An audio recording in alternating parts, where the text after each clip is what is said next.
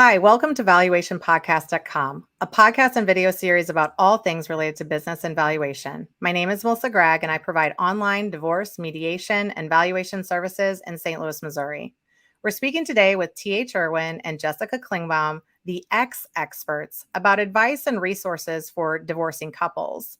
They're divorce mentors, and their mission is to educate, empower, and support people to make the best decisions for their outcomes. Welcome, TH and Jessica. How are you? Thank you so much for having us today. We are great. So happy to be here with you.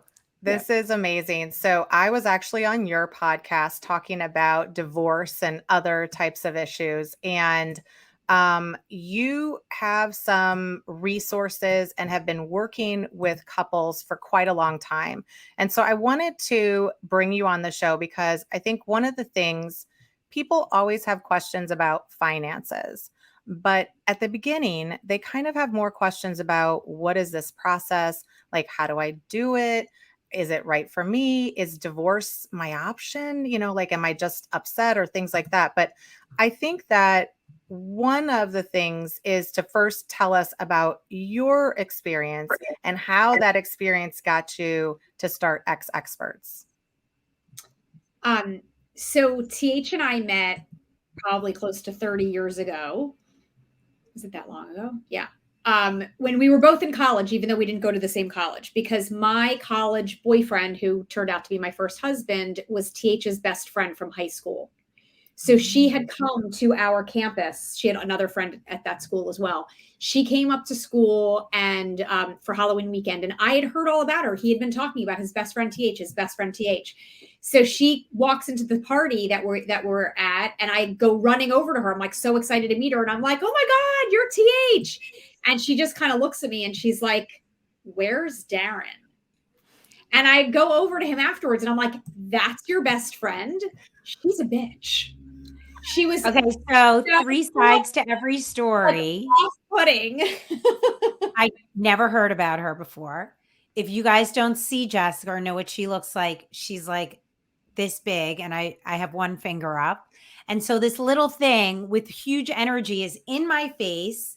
We're in college. We're drinking before a party. Like, who are you? You're in my face. I don't even know you. Why do you know my name? Where's Darren? Okay, so that was the other side of it. Just so I'm not always really a bitch. So ultimately, once we had all graduated from college, because they were a couple of years older, we all were living in New York City. Obviously, TH and Darren were, still best friends. TH and I became best friends on our own. Her husband, who she ended up marrying, and my husband were best friends. Like, we got engaged within a month of each other, married within a month of each other, traveled together. Our sons were born a week apart. Like, we were living these parallel lives as best friends and couples partners for many years. And then we both found out within 1 week of each other, 13 years into our marriages, that both of our husbands were cheating on us and covering for each other. They were going on vacation. They would tell us they were going on guys' trips, and they were going and taking their girlfriends away as couples while we were home watching the kids. So that was kind of the impetus for both of us getting divorced at the exact same time. And we realized we were both young. We were the first of any of our friends going through the divorce process. It's an unfortunate fact of life that at a certain age, I would say like late 30s, early 40s, people start getting divorced. If they'd been married young, we were married really young. But at the time, no, none of our friends were divorced. Neither of us came from divorced parents. But we were going through the process at the exact same time. So we had really had each other to lean on. You don't necessarily want to talk about it with everybody else in your life. People don't necessarily understand. And I don't think people want to hear the drama. And I always use the analogy of, it's like when you have a brand new baby and people are asking, how's the baby? And they really just want to hear you say the baby's great. But if you have a friend who also has a new baby, then you're like comparing notes. How many ounces did they drink today? How many hours did they sleep last night? How many diapers did you have? That's what we were going through as we were going through our divorces for a while. And we would say to each other at the time, like, we're so lucky that we have this, because what would we do? It's so scary and overwhelming. We both had really young kids. My kids were 2 and 4. All 3 of Teach's kids were under 8. And like, what would we have done if we didn't have each other? And we would say back then, this was 14 years ago, one day we're going to have to figure out a way to help other people go through this who don't have what we have right now. And that because it's a process. I mean, it takes a long time. There are things. So like, okay, you find out that you're going to get divorced day 1, but the next 365 days or 600 days or 3 years. Mine was really amicable and TH's was very acrimonious and long and drawn out. We started our processes at the same time. Mine ended several years before hers did. But like, even with that, like we could always talk to each other. We knew we weren't in the exact same situation. It may look similar from the outside because of the initial circumstances, but it was totally different. But we always had each other's backs. Yeah.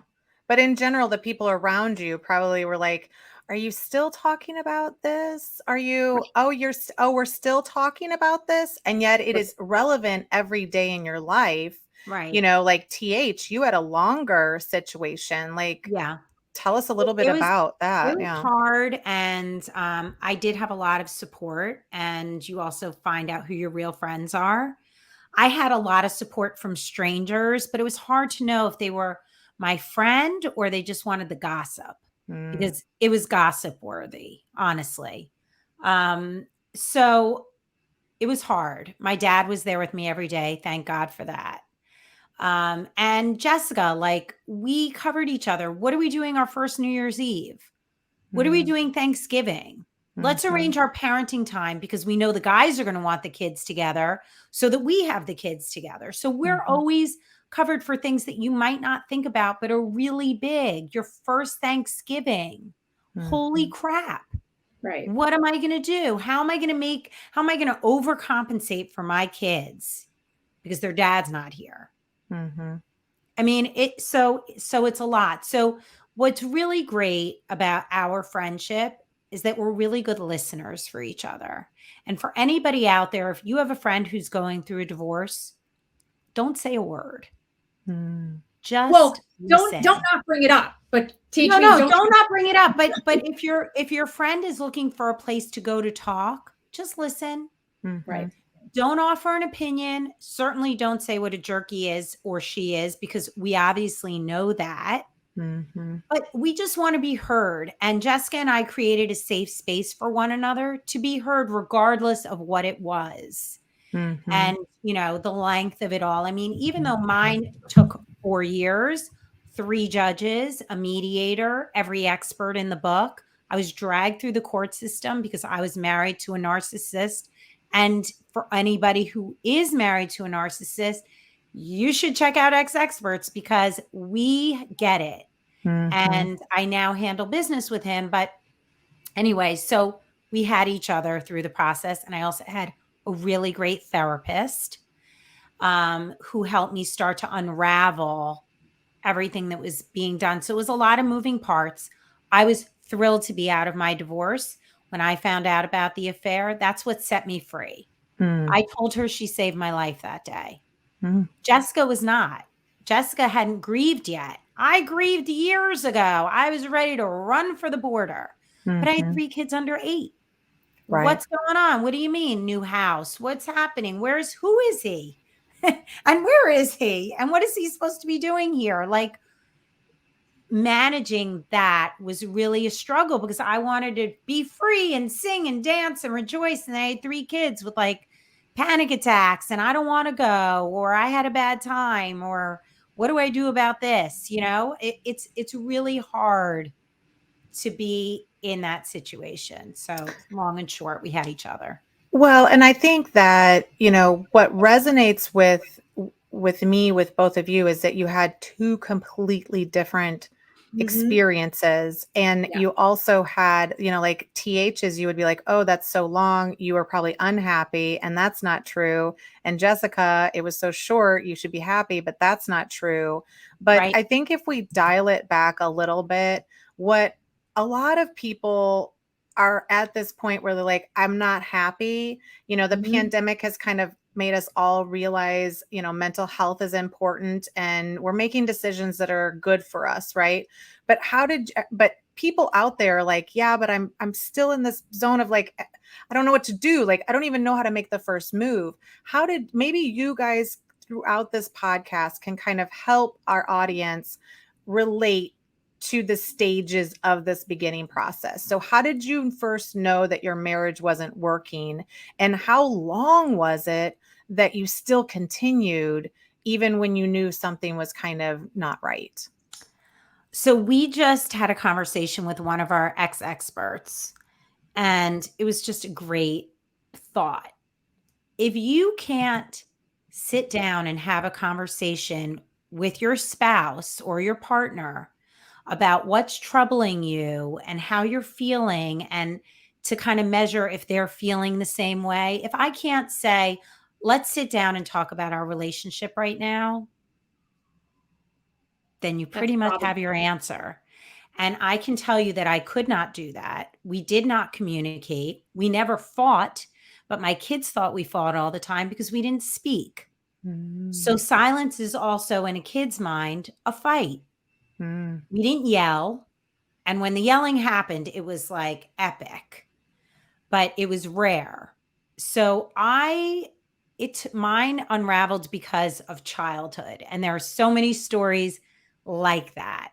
I married my mother, who mm, loves me, but was highly critical of me my whole life, even today. So I married somebody who was also highly critical of me. And it was emotional abuse, which I understand now, but at the time I did not. And I had many people saying, hire a private detective, TH. I've seen this before, TH. I went to a therapist actually who said, you can continue to eat shit or you can leave. And I probably stayed another 2 years. So I think, and I had financial support and I had emotional support. I had everything that you would think you would need. And they're like, what the hell are you doing? mhm, And I could not find my way because it was a slow burn.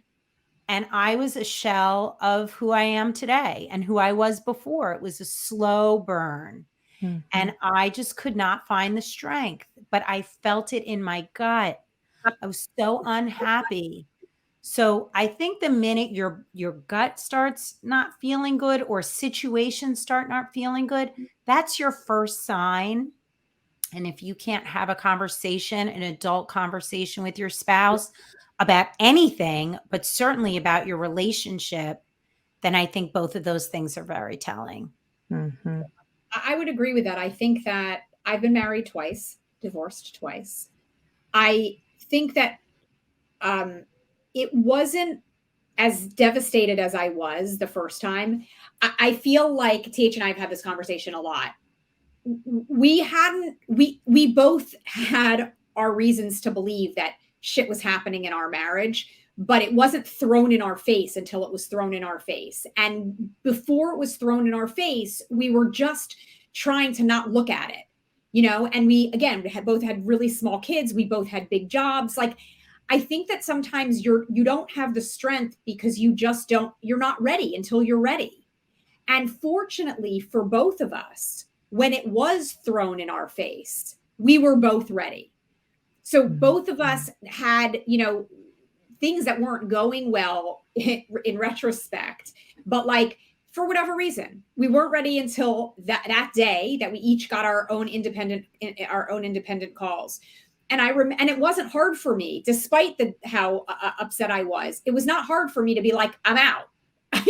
There has to be a line somewhere. And I also had, you know, a great career and I had a lot of support around me. And I was like, we're done. We're literally mhm, done. And in fact, when I told him that, I didn't even, I mean, I knew because I'm a woman and you have a woman's intuition, but he had not yet admitted that he'd been having an affair. And I said to him, it doesn't even matter anymore. I don't believe what you're saying. I don't trust what you're telling me. And for that, we're done. And mhm, so I remember after that, for years, thinking to myself, you know, when there's an obvious impetus like infidelity in a marriage, as hard as it is to come to terms with it, it's not that hard for a lot of people to be like, that's the line. We're never going to be able to repair that. And I would wonder, how is it when there's a relationship when someone's not cheating that you are able to actually be like, this just isn't working anymore? And I have always felt that is in fact potentially a more challenging situation to be in. Because you're with someone for however long you're with them, and like now you're just, I don't think I want to be married to you anymore. And that's actually what happened to me in my second marriage. And that was gut-wrenching in a lot of ways. He was not the right man for me. Great guy, not the right man for me. And that was a much harder decision back and forth for a very long time of like, but do I actually divorce? Like, I don't know. Is there a way to work it out? He didn't do anything wrong. So I feel like for people, I think it really is what TH said. Like, it's all about your gut, whether or not there's a reason like cheating, or if there isn't. If you inherently, in your heart of hearts, are feeling like you're not happy when you're home with them, you're not happy with who you are. It felt in my second marriage like I wasn't who I used to be. And I was like, I can't live like this forever. This can't be how I'm going to feel for the rest of my life, because I know what it's like to feel different. And that's what I want to feel like. And so if you aren't feeling like things are right, then you really need to dig deep, and you need to talk to a therapist, talk to someone who can give you the support and the guidance to start that dialogue with your spouse. Well, and I think that you made a very important point, is that everybody has a line, and that line is going to be different for every person in every marriage or situation. Because we do see a lot of people stay together until the kids go off to college. Totally We fine. do see, oh, well, we can just live here as roommates. You be in the basement, I'll be in the master, or you be in the guest room. I mean, there's a lot of ways to facilitate just continuing on, but you still will reach that line. Like, I don't want a roommate. Like, I don't want to do this anymore. But then you have to kind of either have the discussion with your spouse or get prepared. And so in some contexts, I think that, you guys didn't have to necessarily have that discussion, but you had to get prepared. So what did you do after sort of everything hit the fan? Then what? Because I think what people don't understand is that getting divorced is somewhat like a part-time job. Like you have your life, you have your kids, or a full-time. I know, I wanted to be nice about it, but what did you guys do? Because you get the call. You guys know that this is my line. I'm not interested in crossing this line. Then what? Because you guys have built resources for women to go directly now to that. But what did you guys start to do at that point? Well, that's also how exEXPERTS started. I was trying to educate myself. I was looking online and I couldn't find anything. I was like, Jessica, there's literally nothing out here. I have to rely on my $500 plus an hour attorney and all of her little peons to give me information. This is 14 years ago. So now we feel now there's way too much information out there, but there was nothing out there for us. So my reaction was get a lawyer, find a friend, had a lawyer, meet a shark. He's a bad man. That's it. That is not the way to do it, by the way, even back then. And certainly so many great resources, including exEXPERTS, shameless plug, so that you don't have to do it that way. Knowledge is power. Educate yourself. You have to learn for yourself what you want, what's doable. I was married to a narcissist. An amicable divorce was not possible. It just wasn't. There's no reasoning with somebody who's clinically diagnosed with that personality. So I had a different road that I knew I would have to follow. But for Jessica, she was able to sit down at the table with him. And if they didn't sit at the table, they could have certainly explored collaborative and mediation. but educate yourself on your options. Find the money. Do you have access to your finances? I did always have access to the finances, and he was, air quotes, everybody, doing me a favor of taking that on because I had 3 little kids and I was working, right? So he wasn't so smart though, because he still charged everything on our cards. And so it was all there. I just never looked until I looked. So, how to prepare for this conversation? What I did when I got the call was I called my brother. And as I said, this ties back to my mother. My parents were in Egypt, so they couldn't have been in a better place for me dealing with this than on the other side of the world, so that I could finally think for myself without having other voices in my head. So think clearly about what you need. I needed support. I needed my brother. I needed to know where my kids were. And I needed to make sure I had money. Those were my 3 must-have things before I even called him to tell him I knew what was happening and I'm never living with you again. And that was like so great to be able to speak up for myself. Like, I hadn't done that in so long. And all of a sudden I had a voice and I had my brother next to me. So I was going to be okay and I was going to be safe. And then I went to my brother and sister-in-laws with my kids to just kind of let everything kind of absorb. As happy as I was, the extent of the lying and the deceit was unbelievable. 4 years of being absent from a family, being absent from your kids, the lies, all of it. I was like, oh my God, this is so, kind of like unraveling all that. And then I was calling Jessica. I'm like, they weren't in Costa Rica on a boys trip. They were there with their girlfriends at the Ritz-Carlton. And they weren't in Vegas with whatever. They were. So all of the pieces were becoming very clear. And when you have that much information at once, you do not want to show your cards. Call, you're concise. This isn't working. We'll regroup in a week when I have time to let it sink in. And then the next thing you do is you have to tell your kids. Yeah. Yeah. I mean, What about I think, you, Jessica? well, again, like we were both the first time for sure caught off guard. So there was like not that much time to kind of mobilize. I think for me, my immediate thoughts were more like, what do I want this process to look like on the other side? What do I want our relationship to be after the divorce for ourselves, for me, for the kids? And that was really more of what I focused on. I had a career that I knew I could support myself on it.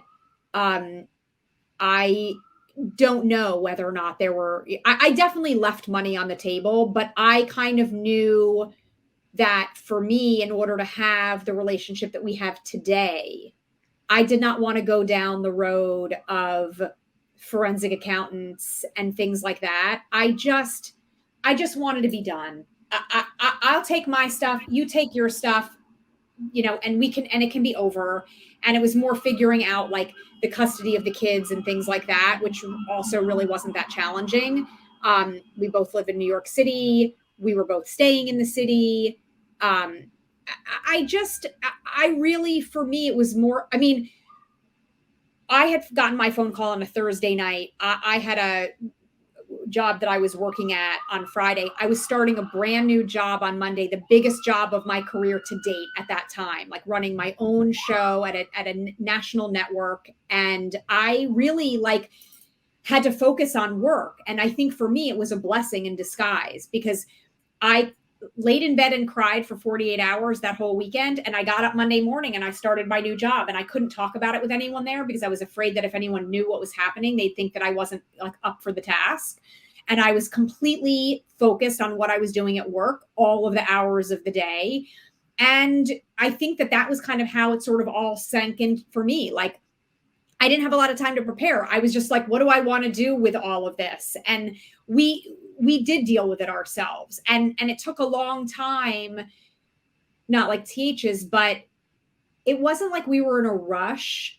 Like I wasn't like, we weren't living together. I had already kicked him out. So I was kind of like, okay, like now let's figure out what we're going to do and what this is going to look like.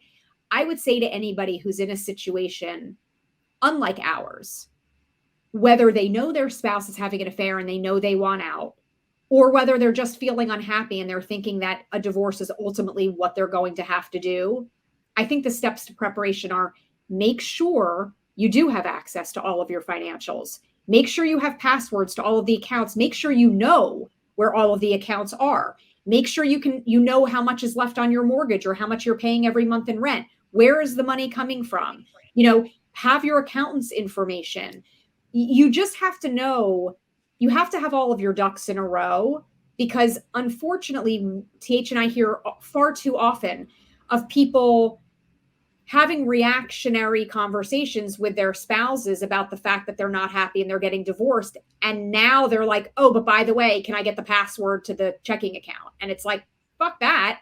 So if you are able to tamper your feelings and your reactions down long enough to make sure that you are prepared financially to just know where everything is, that to me, I think is the best step of preparation.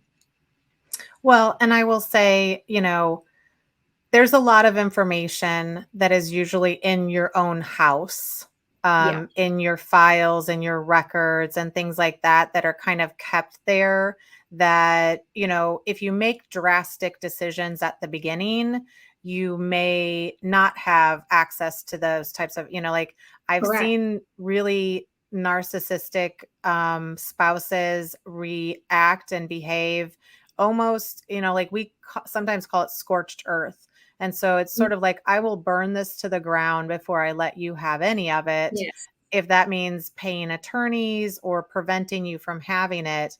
So that financial knowledge is an important piece. I have some other suggestions that I might say. It's more for an offline conversation of what to do.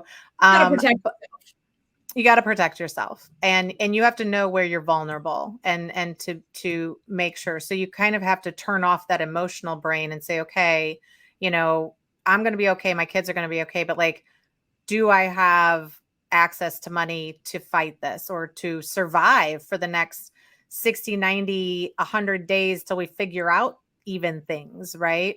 But then if you then get prepared and you have this conversation, and you guys, your situations might be a little bit different, but I know you mentor a lot of divorcing couples. Do what? My second one wasn't, though. My second one was having to have the discussion.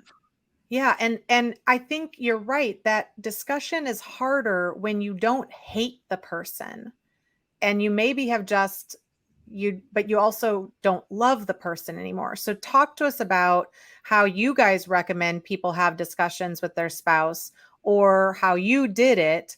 And, how can, because this is the biggest piece of it, kind of, that starts the whole waterfall, if you will. I think that we're both huge advocates of therapy. And so I would say, if you are in a marriage with someone that you at least respect, even if you don't feel like you're in love with them anymore, you don't feel like this is going to work out in the long run. If you're in a marriage with someone that you respect, then I strongly suggest that you go to couples therapy, because at the very least, you may learn something, whether it's about how to have the conversation in a more productive way, or there may actually be obstacles that you can overcome and you may be able to work it out in the long run. We just had a whole conversation with one of our experts about how do you know when to mend or to end. So I think that couples therapy is crucial. And I think that having that conversation is really scary. Like, I ended up we had some independent sessions with our therapist without each other in them. And I had said to her, like, I need your help, because I don't know that I have the courage to really say it out loud, even though I knew what was going to be coming. So I think that how you have to say it, depending on your circumstances, I wanted it to be a gentle conversation. It's not like it's not personal, but it's almost not personal. We are not compatible together. we have spoken about the fact that we don't feel like we bring out the best in each other. And we've spoken about the fact that we're neither of us is so happy. So I think that it's time to move on. I think that it's not working out. This is not how I want to feel for the rest of my life. And I know it's not how you want to feel for the rest of your life. And this isn't what marriage has to be. I think that for so many of us, you get to a point where like everything in your marriage is rote, and you're just used to the routine. And it's like, this sucks and this sucks. And you're complaining with your friends about like, she sucks and he sucks. And it's everybody's in the same boat. So you kind of are like, I think this is what marriage is all about at a certain point. I don't believe that that's true. I think that marriage becomes that when you're not communicating with each other. And it becomes that if you've grown apart.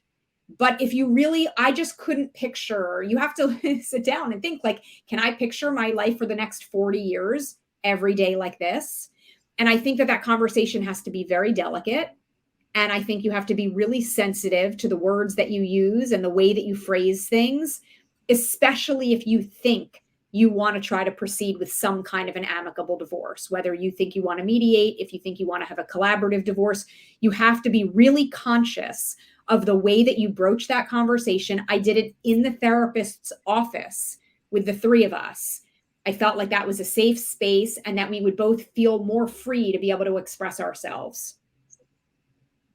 I would just say one other thing. I just know difficult conversations that I've had to have with him as a difficult person, and I would write it down. I'd literally write a script. It's almost like a letter to him. And then I would let it sit and get rid of the stuff that I know is not going to be productive. It just made me feel better to put it down. And I honestly, my therapist made me practice reading it because first of all, when you're with a difficult person, being in their presence, even if nothing's being said, is enough to make you crawl out of your own skin. So I was fine for the 4 years he wasn't around because he wasn't around. Mm-hmm. But then to have this conversation, if it were to have gone down differently, I would have had to write, I would have had to rehearse, and I probably would have looked down at my paper the entire time. But at least you're getting the words out that are most important to you. You cannot leave it to, I'm going to wing it. You have to really think it through. And like Jessica was saying, even if it's not an amicable divorce and you're divorcing a difficult person, there are ways that you need to say things because you need to still make them feel a little like a hero, even though they're so not. So you make it about the relationship, not a matter of fault, even though in their head, they're thinking it's totally her fault. So that's what I would say. Be prepared for any difficult conversation, whether it's saying you want a divorce, whether it's talking about stuff with the kids, whatever it is.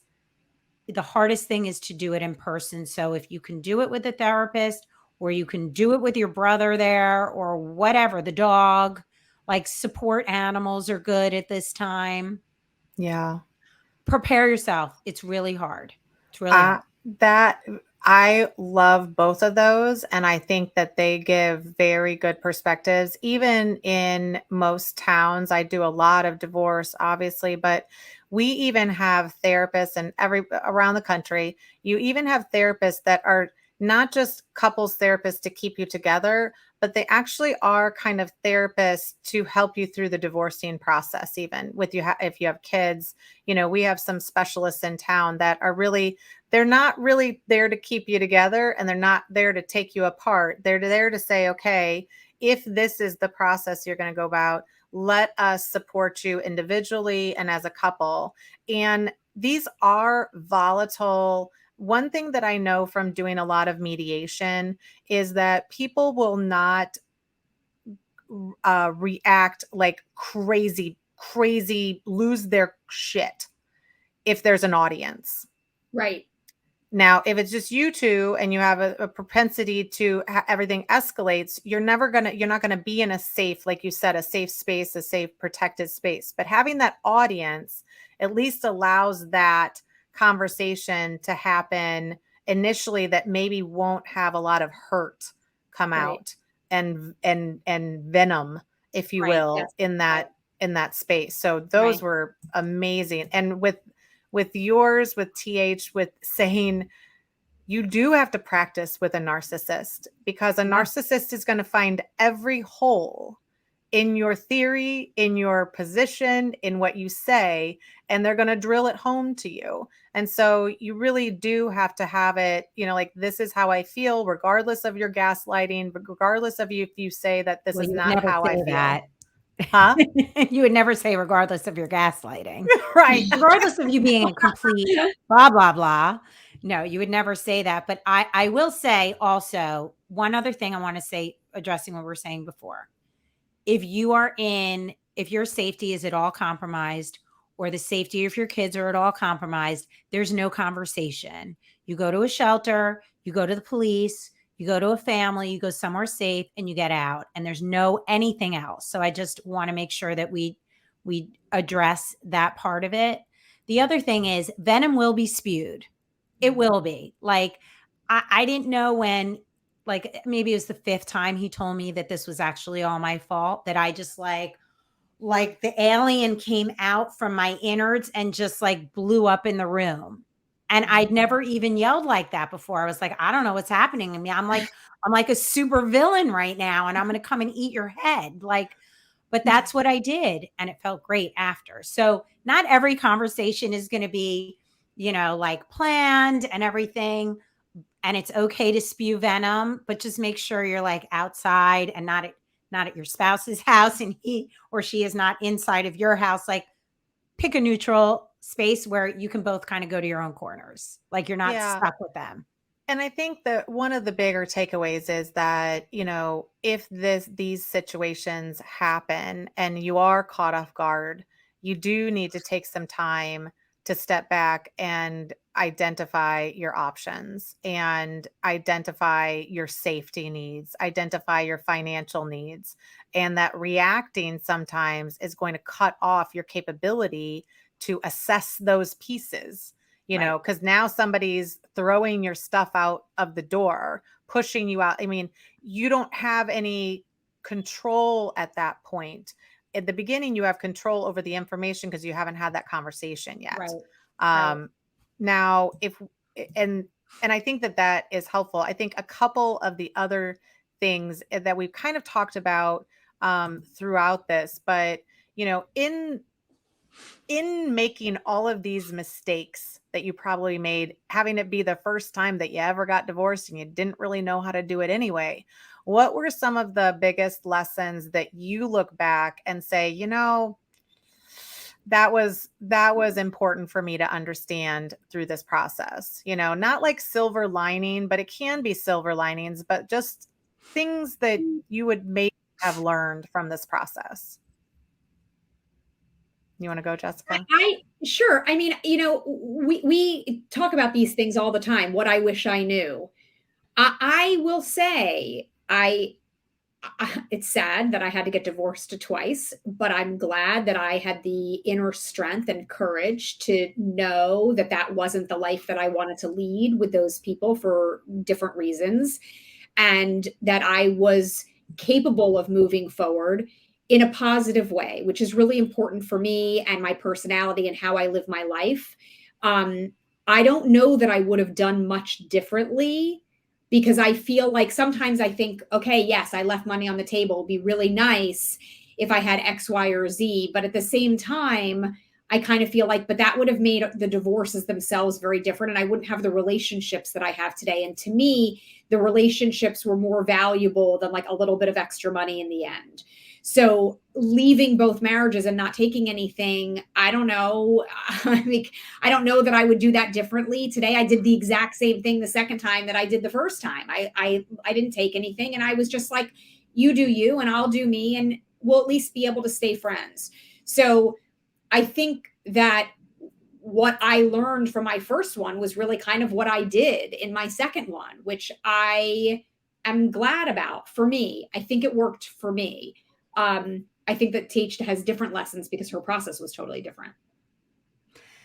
Well, I want to say, first of all, what I wish I knew overall being in this type of relationship is that I was going to be okay.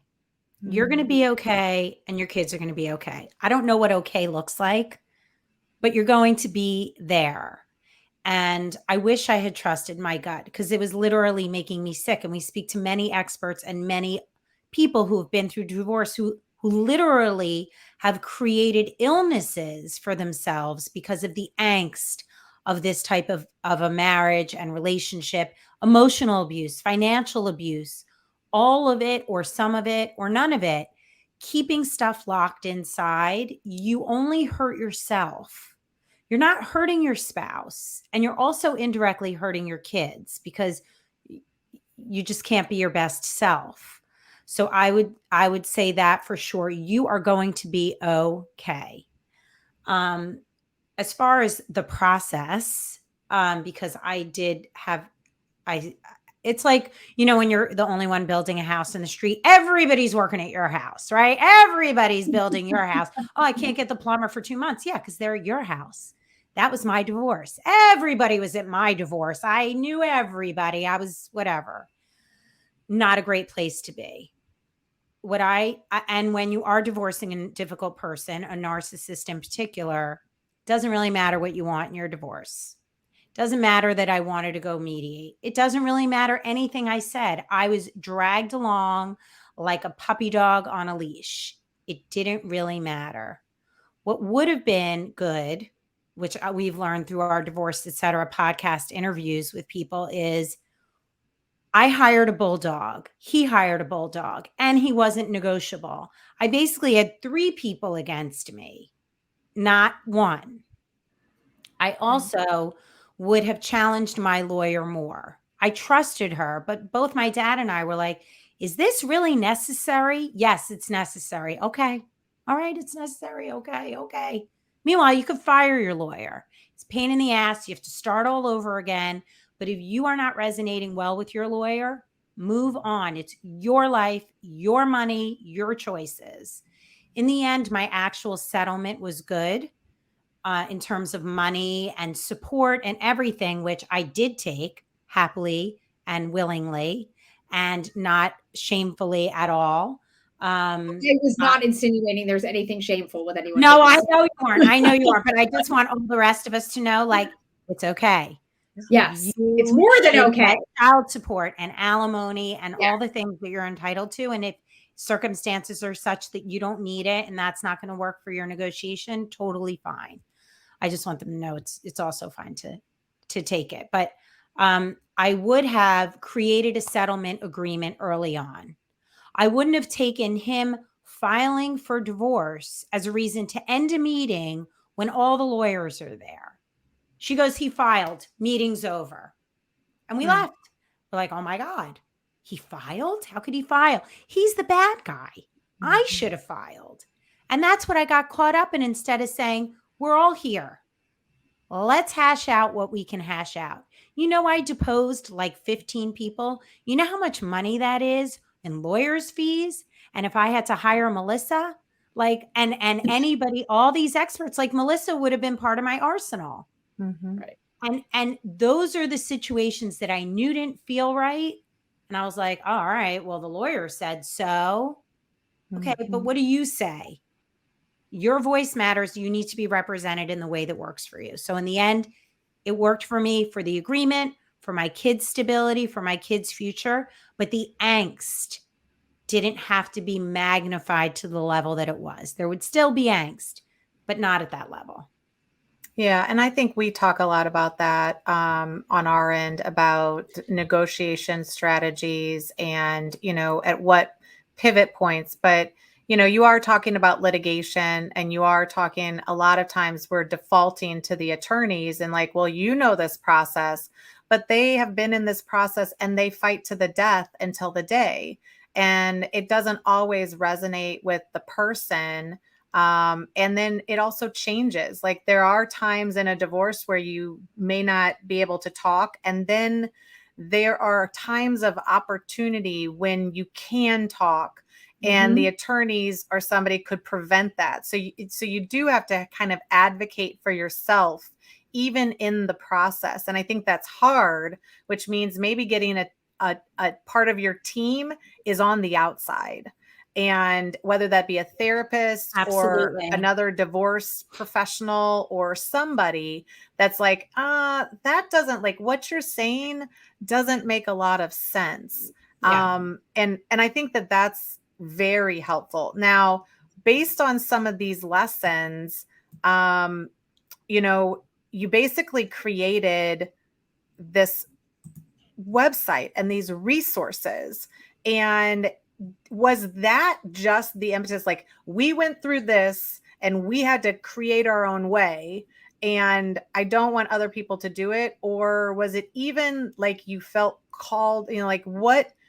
Because you could have easily both gotten divorced and just been like, you know what? I don't ever want to talk about that ever again. People ask me all the time, like, why do you continue to do divorce? Isn't it sad and frustrating and horrible?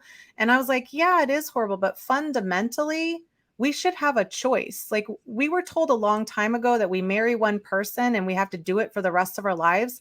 I don't believe that's true. I believe you have a choice of who you're going to walk this path with, and it could change. And you, as a sovereign person, should be able to make that decision. So, but what kind of create? And so that's why I do the space, and I go in there to help people financially know the truth, right? Right. But you guys are kind of doing different things, which is, here's the stuff, here's the people, because it's not just like, oh, here's a resource. You guys are actively interviewing, showcasing the people that can help you get through this process. So talk to us some more about these lessons and how they kind of created a business for you. This was mission based because we couldn't be educated. And I really did rely on my lawyer to educate me, which is why I think I got so entangled with her. Because if she's not going to tell me, who's going to tell me? Who's going to tell us the right thing to do? And are we going to hurt ourselves? Is this going to, like, what's going to happen? So knowledge is power, everybody. It just is. What I would have loved to rewrite was knowing that, okay, I'm married to a difficult person. Where do I go? Who do I speak with? What kind of questions should I ask? Oh, I should interview multiple people. Oh, there are multiple ways to get a divorce. And wait, what about paying for it? How am I going to do that? Like, really take time to discover and teach yourself. So we didn't have that knowledge, but you can. And we created exEXPERTS as an aggregated information platform for everything divorce. You're thinking about it, you're in it, you're out, and don't take being out for granted, because guess what? Your team's gone now. They're not on the payroll. You're going to pull up your big girl, your big boy pants, and you're going to go out in the world now with nothing that you learned, right? Because you're not learning through your divorce, you're getting through your divorce. Right. We are teaching you through your divorce. So you can take the tools and knowledge and experience and create the best outcome for you. Your outcome is going to be different than someone else's.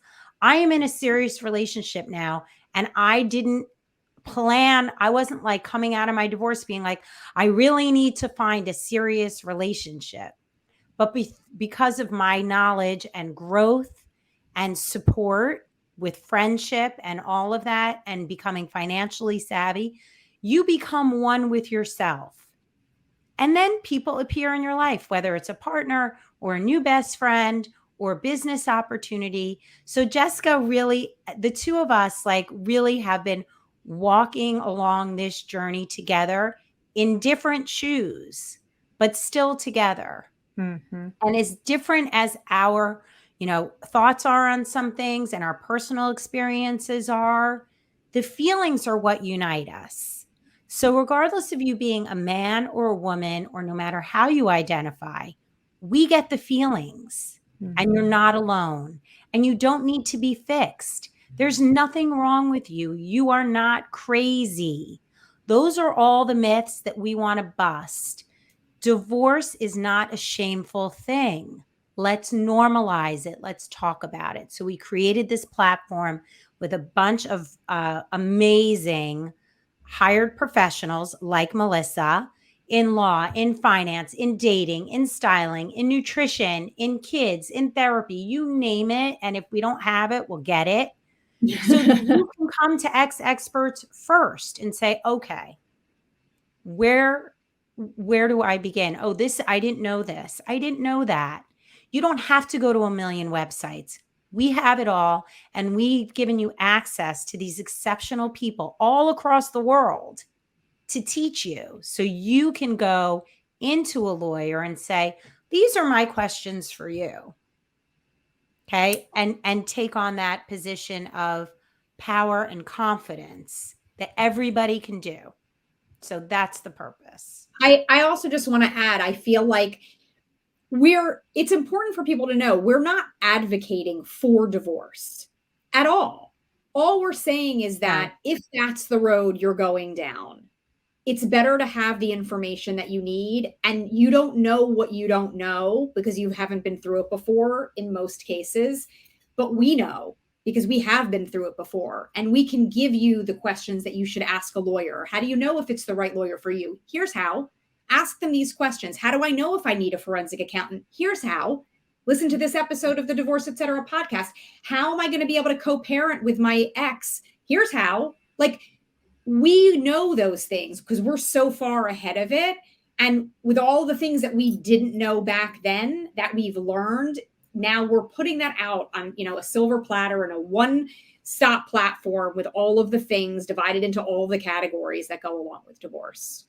Well, and the fact of the matter is, if you don't have a plan and you don't have a strategy and you don't, and I like to say, if you don't keep the end in mind about how you're going to progress, then you're just, like you even said, you're just getting through this. But the problem is you're relying upon all of these people to know what to do. And that is kind of like the things that we are doing in our space of mediating valuations or really complex financial matters.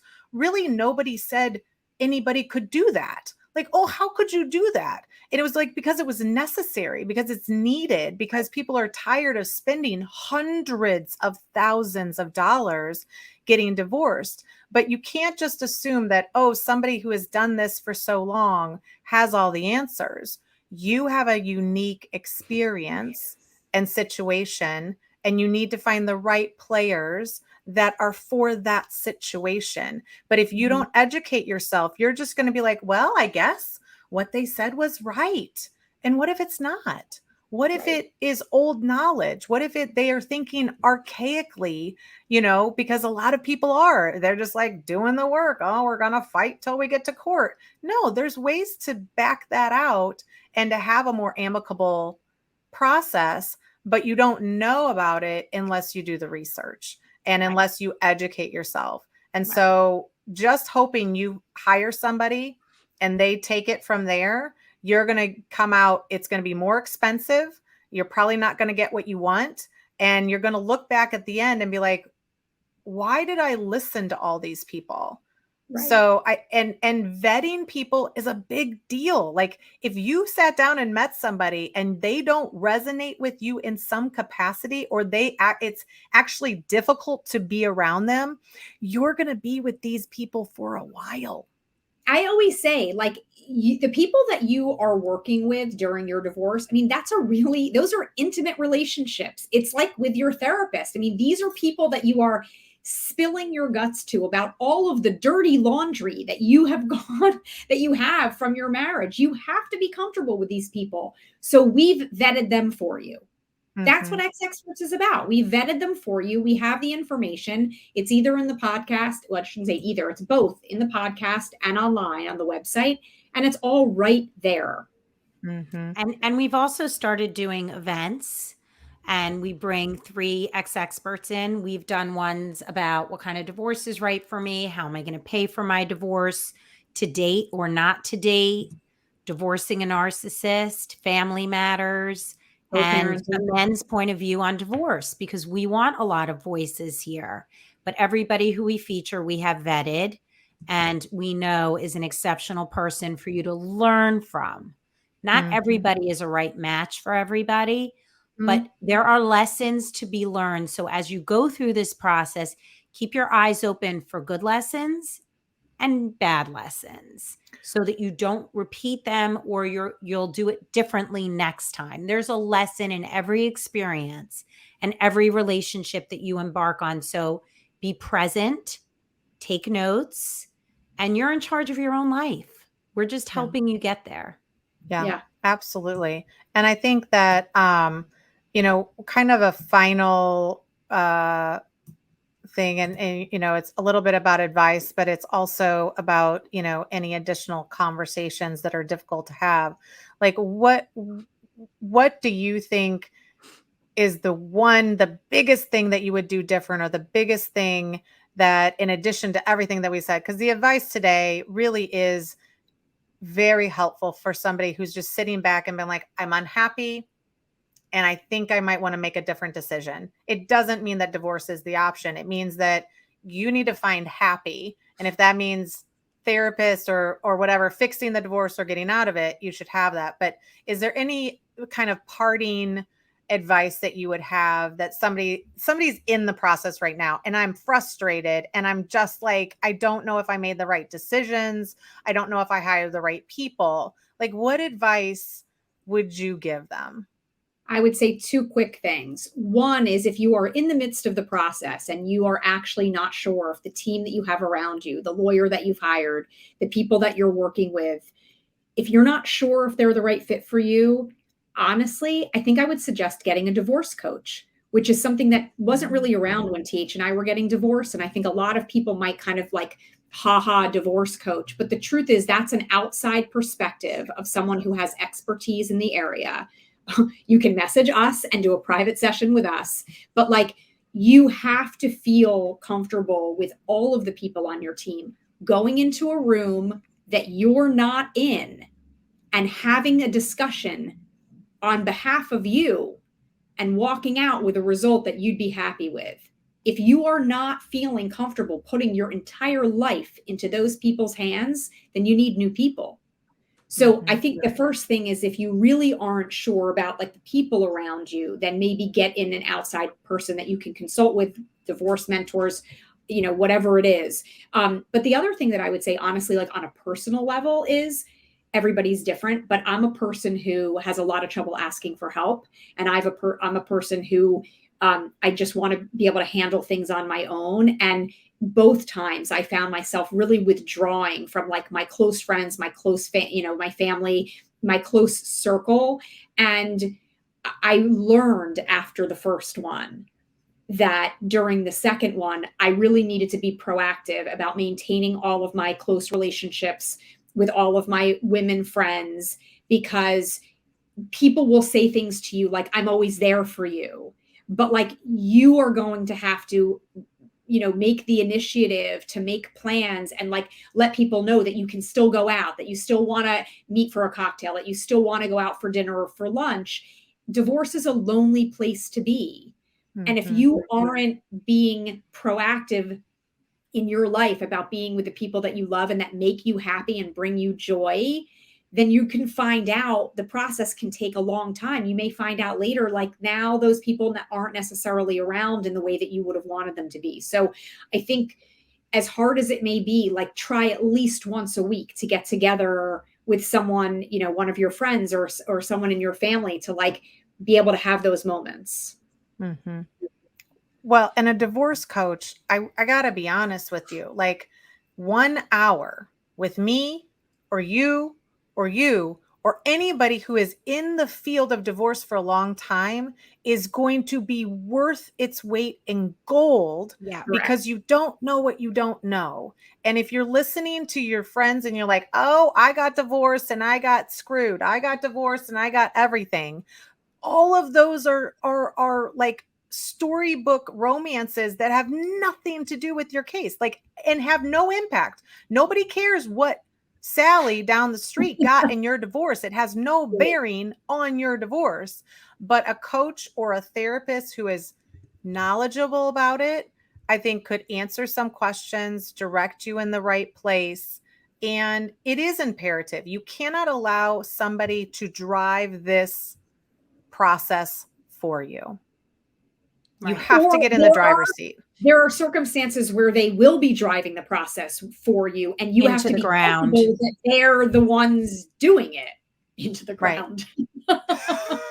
I would say, listen, divorce is not your whole life. Mm. And as contentious as and like all consuming that mine was, not even the emotional side, but then 3 kids and all the paperwork I had to print out and all the stuff I had to go find, and then I had to bring boxes to the lawyers, and by the way, I had to work. Like, I would say the number one thing is find joy in your day every single day. I find joy by working out and like totally getting lost in music. I also find joy of going to the cabinet, picking one of my like 50 tea mugs with a saying that resonates for me that day, picking out my flavor. Like, this is my morning ritual. Yes. Joy for me is taking my dog for a walk and seeing the most gorgeous flower that I have to take a picture of. And then I have to blow it up into a canvas that goes in my gym so that I'm bringing my outside in. Mm-hmm. So no matter what it is, taking a bath, going for a walk, reading a book, listening to like a spy podcast, or binging on whatever, as long as it's healthy, do it every single day. You really need to take care of yourself. And as far as being a parent going through this, we are superheroes. Mm-hmm. Because you have to be present with your kids. They are not going through the legal stuff. They are not making copies of stuff. They're going to school. They're having trouble with their friends, or they're having a great day and they're coming home and they want to tell mom and dad about it. And you need to be there with them, not just for them, but you're going to be upset if you miss it. Don't Mm-hmm. miss out on your life because you are getting a divorce. Right. Live your life, find your joy, and be present for the things that really matter. Shut off the phone, turn off the TV, sit with your kid, even if you don't know everyday math, and just pretend and Mm-hmm. be there with them. So those are my 2 big things. Well, and I think I appreciate all the information. I do have one more question and then we'll definitely go, because it's something that I've been very passionate about recently, which is when this divorce is over, there is a healing process that has to take place. Divorce has components of trauma, or you could even say the relationship could have had components of trauma, and you have to kind of unwind all of that. Do you guys have any like one thing that helped you heal, or with self-care or anything like that that you thought, that really kind of helped me to process after? Because I tell people the divorce is the first process, but the after the divorce about finding yourself and being whole again and all of that is the next process. Was there a healing modality that really helped you? It's a journey, and we're going to say it ad nauseum. Get a really great therapist. Mm-hmm. My therapist helped me undo bad patterns from my mother, from my husband. Even like some of my kids were, copying the behavior that I was allowing happen. So I just want to say a few things. Like, we all say divorce, right? My separation was 4 years. My divorce is to eternity, like forever and always. But the separation, you can start healing on day 1. You don't have to wait for this to be over. You start day 1, which is what I did. And you keep your ears open and you continue to trust your gut and learn. And that's how we have both grown in different ways, but ways that we needed to grow. I needed to find my voice. I needed to know that I was perfect the way that I am. Those words don't, like, who the hell's telling me that? And why am I listening? Mm-hmm. And whatever damage was caused through the marriage and whatever, that's a long time of damage to healing time. Like, Mm-hmm. it's not an overnight thing. Take yourself seriously. Take responsibility for your marriage. I allowed someone to treat me like shit for at least 5 years.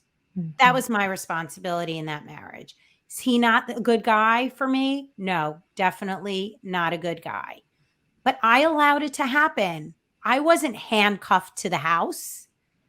And so once you start taking responsibility, forgive yourself. You're doing the best job you can. All of this can come through with working with us, but also really with a therapist works with you differently because they go back into your past. And that's the difference between a therapist and us as mentors or coaches or anybody else. Like, you got to dig deep and you have to be ready to face the music.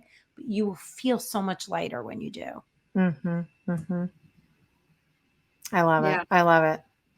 Well, and I think that, I think that this is some of the ways that people can contact you and the exEXPERTS.com. And I think you're right. And I think that in this process, there's a balance of finding joy, of self-care, of working through the divorce, of making your kids okay and yourself okay. And having a support system is necessary. And not using the people on your team to be all of your support, not having your attorney also be your therapist, not have, like, you really have to have a separation of some of those pieces because, sometimes you might want to complain about your team too. And so you need that to, it's a frustrating thing. So the other thing that we have here is, let's see, your social platforms. So at the exEXPERTS, and then your podcast is divorce, etc. So, they have an unlimited amount of information and resources, and they are more than willing to talk to you and to have that first meeting. And again, even if it's just a first meeting or an hour or a few hours, I think it will take you so far in the process to be more prepared, and you can make decisions that are maybe just not good for your friends but are good for you. So I thank you guys so much. This is a great topic, and I'm sure we'll have you back because I think the healing during it is kind of an interesting thing that we could discuss. So, how do you become whole again when we were told our whole lives to be part of a couple? Like, right. Maybe that's not the truth. That's a whole nother conversation. Right. Right. All right. Don't believe everything that you're told. There you go. There you go. Well, thank you, Jessica and TH. We will be talking to you again. Thanks, Melissa. Thank you. Really appreciate it.